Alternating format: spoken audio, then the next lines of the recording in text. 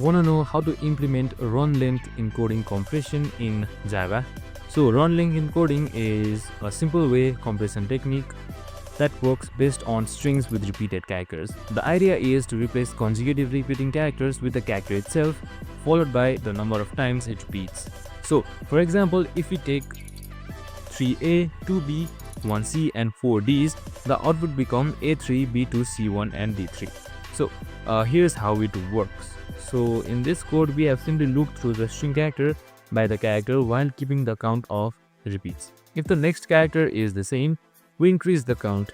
If it changes, we append the character and its count to a string builder and then reset the count. At the end, we also add the character and its count. This algorithm is super lightweight, so you can just simply copy up this code and modify this code by yourself as well.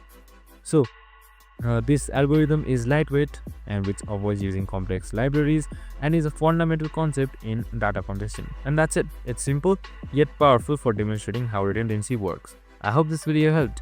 If it did, make sure to like, subscribe and tune in with us for more of these videos. See you in the next one.